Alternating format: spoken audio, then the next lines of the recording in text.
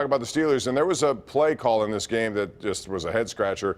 Andrew, you're up 20-10. Arizona has no momentum. Why even mess around with the thought of a fake punt? But that's what happened. Your thoughts about that whole sequence? Yeah, the fact that Jordan Berry went on the field and that was the original idea, whether it was called off and aborted, however you want to put it, is just ridiculous to me.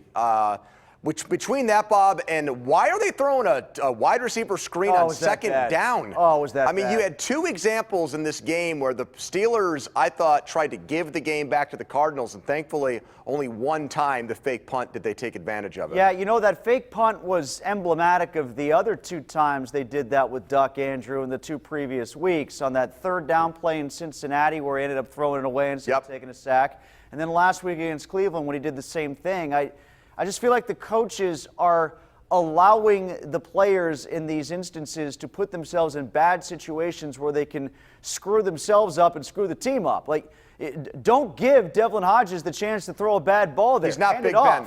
Right. And just have Danny Smith tell Jordan Berry, look, normally I know that if you have a certain look between the 30s or whatever here, you can go with the fake, but you're not going with the fake this time, even if the look is there. You're up 10. You know, the Steelers owe it to their defense to give that unit every possible way to win games.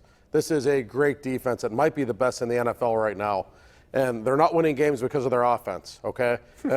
Hey, they've done all they can do. That's great.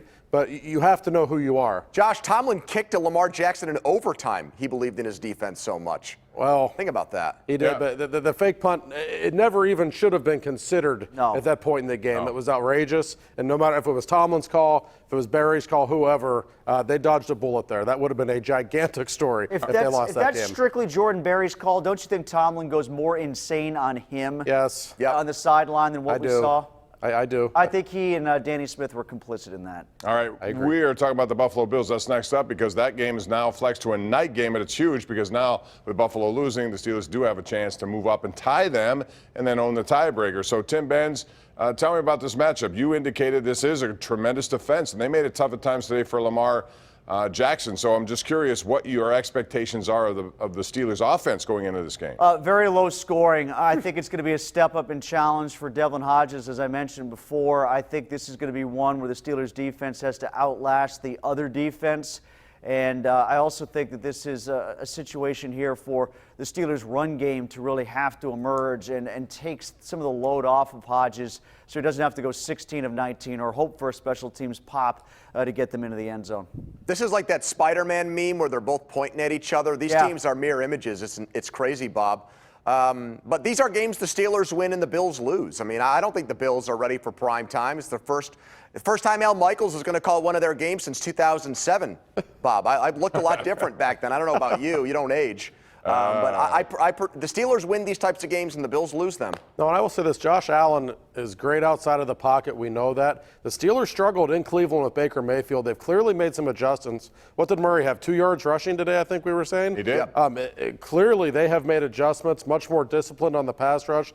They kept him in the pocket. You have to do that with Allen. I kind of like the Steelers next week. I think it could go either way, but playing at home, that should be the best Steelers crowd in years. You can tell the city really loves this team, and why wouldn't they with what they have done? That's going to be a great atmosphere next Sunday night. I wouldn't bet against them. The Duckhead is the new Johan Hedberg Moose Antler. I also want to keep an eye on Josh Allen's ankle. I don't know if you guys saw that. He rolled that left ankle.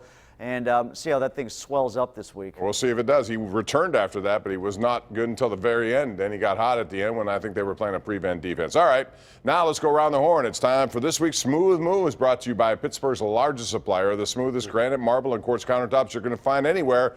That would be Armina Stone. So let's go around the horn. Smooth Moves of the week. We'll start with you, Josh. I could make this the smooth move every single week. The next time you're watching the Penguins, if you're watching Tuesday night against the Canadians, watch John Marino. This kid is going to be a star. Jim Rutherford absolutely ripped him off from the Edmonton Oilers. Unbelievably smooth move on that trade for Jim. This kid is legit. I'll go with a former Steeler, Emmanuel Sanders, who had 7 catches, 157 yards, a touchdown, and threw a touchdown pass off balance, a perfect spiral. A great performance from Sanders and a very entertaining Saints-San Francisco game today. Yeah, I'm going to pander and say Steelers fans in Phoenix. You know, one of those guys was a baldy that had a Steelers tattoo. He took a picture with Richie Walsh. He was waving a terrible towel at the game today. They invaded Arizona. That's what now? 10 home games this year for the Steelers in L.A. and now this one. And Bob, I wouldn't be surprised 2 weeks from now if they invade MetLife Stadium and take over the game against the Jets, too. I wonder if Le'Veon Bell will be sick that day, too. Yeah, he didn't play today. All right. Those are the smooth moves brought to you by Armina Stone, Pittsburgh's largest supplier of the smoothest granite, marble, and quartz countertops you're going to find anywhere. Make sure you score a touchdown. Do it now with Armina Stone. When we come back, Smooth Penguins. They've won 3 in a row. We'll talk about it when we return right here on KDKA-TV.